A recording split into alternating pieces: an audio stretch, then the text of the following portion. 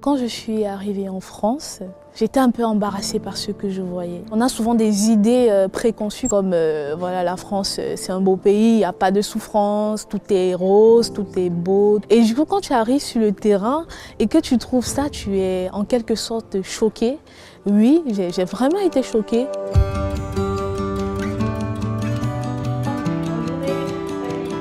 Je suis Sandra Ndilé, je viens du Cameroun et en septembre 2024, j'ai été envoyée en France, dans la ville de Limoges où je travaille actuellement en tant qu'animatrice sociale dans un café solidaire qui s'appelle le Parvis des Clarisses et en partenariat avec le restaurant social La Bonne Assiette et le Secours catholique.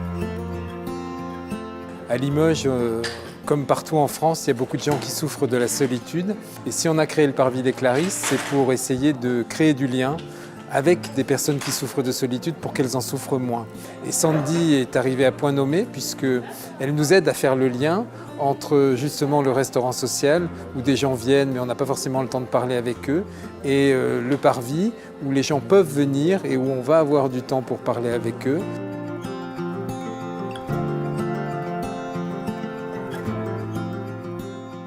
Je rencontre des personnes en longueur de journée qui souvent ils se trouvent seuls à la table et moi je leur propose un jeu. Ils sont souvent très contents de me partager ce qu'ils ont fait durant la journée, ce qu'ils ont fait durant le week-end. Et en plus de cela, il y a des ateliers qui sont souvent organisés. Donc je participe aussi à ces ateliers. En invitant des personnes que je rencontre à la Bonne Assiette, je vais les inviter pour qu'ils viennent voilà, passer un beau moment. Voilà, Sandy a une mission particulière que je lui ai confiée auprès des femmes isolées. C'est vrai que c'est particulièrement dur au sein du restaurant social de voir des femmes avec des enfants qui sont isolées, qui vivent dans des chambres d'hôtel pendant plusieurs mois. Elle en a amené beaucoup ici.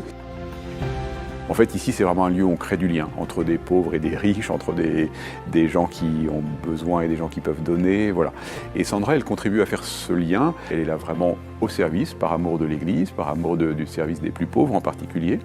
Je me souviens que sa grande surprise quand elle est arrivée là, c'est de voir qu'en France, il y avait aussi des pauvres. Pendant la maraude, on rencontre des personnes, souvent ils n'ont pas de logement et tout, qui on apporte du colis alimentaire, on propose des boissons chaudes et on essaie aussi de s'intéresser à la personne. Donc souvent on va se mettre à discuter, on va partager, on va se raconter des histoires et moi je trouve cela très beau. J'avais tellement de préjugés des personnes qui se trouvaient dans la rue, mais je pense que cette mission m'a donné un autre regard et j'ai commencé à les aimer tels qu'ils sont. C'est vrai, ils traversent des situations difficiles, mais ils ont beaucoup apporté et j'apprends beaucoup d'eux.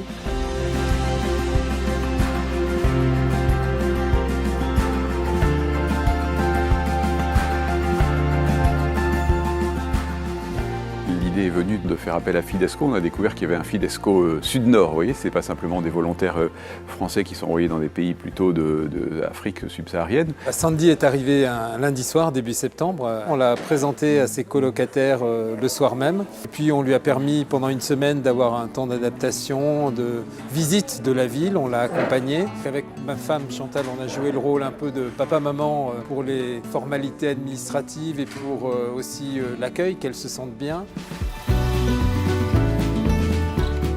La ville elle est très belle, notamment la mairie et la gare.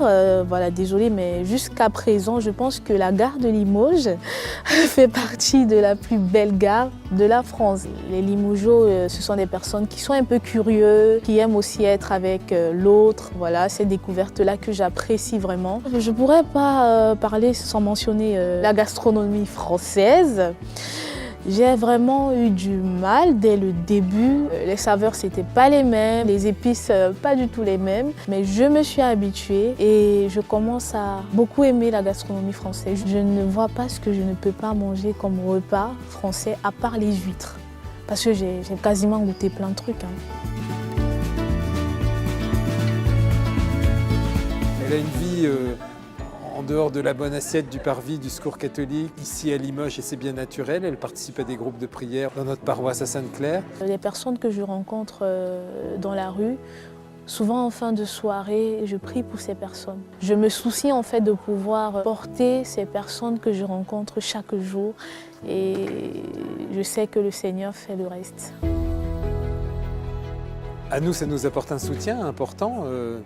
Sandy, elle arrive avec une jeunesse et un dynamisme incroyable, un beau sourire, toute cette empathie encore une fois qu'elle a pour les gens. Au fond, ça nous met aussi un peu à notre place, vous voyez, on peut avoir une posture un petit peu conquérante parfois en disant nous, riches occidentaux, expérimentés, on va aller aider des pays d'Afrique. Et là, on se dit, c'est des pays d'Afrique qui viennent aider des riches pays d'Occident. Et c'est très beau et c'est très bon et ça met les choses à leur juste place. Elle amène toute la richesse d'une autre culture, toutes les questions, toute la fraîcheur d'une autre culture, et c'est formidable. Tous les jours, je suis surprise. Tous les jours, j'ai toujours des nouveaux étonnements et tout ça. Donc j'espère vraiment qu'une fois de retour dans mon pays, je pourrai transmettre ce que j'ai reçu de la mission. Quand tu reçois une lumière, c'est pas pour garder sous le boisseau, mais c'est pour laisser à l'air libre pour que les gens qui sont autour de toi puissent en profiter.